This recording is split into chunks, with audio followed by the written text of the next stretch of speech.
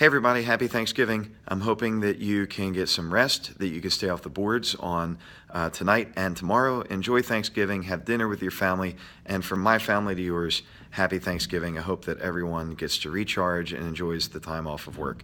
Hey, two things. One, action research. A lot of confusion on the board. You are not conducting action research unless you want to.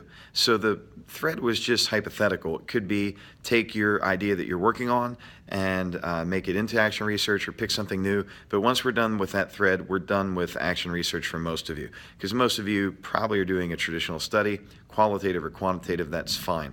Action research, though, just to clarify, is research you conduct on your own professional practice or your own beliefs or your own thinking.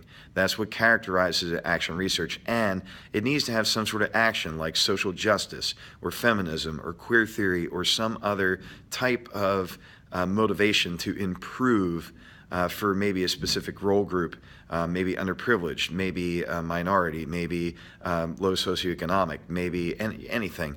That's what action research typically does. It doesn't have to be social justice, but a lot of times it's intended to lift up some group that is not lifted.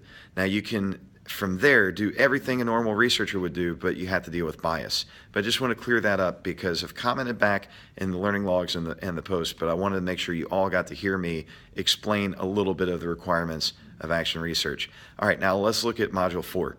Your paper is due for me, a lit review. That's the second section of your final paper. I'm going to give you feedback quickly. You're going to take care of that feedback and you're going to cut and paste it right into your final paper. You're going to go back to Module 1's paper, the introduction, and that's the first section of your final proposal. So it should be pretty easy that the work you've done, you're going to spend some time just making it a little bit better, address my comments, address my edits, and then the only new part for the final paper is Section 3. That's the methods. Now I expect you to cite the textbook, and I expect you to draw on that for telling me how are you going to collect data, how are you going to analyze data, and how are you going to make sure that you do both of those things in a trustworthy and accurate or credible, reliable, and valid way.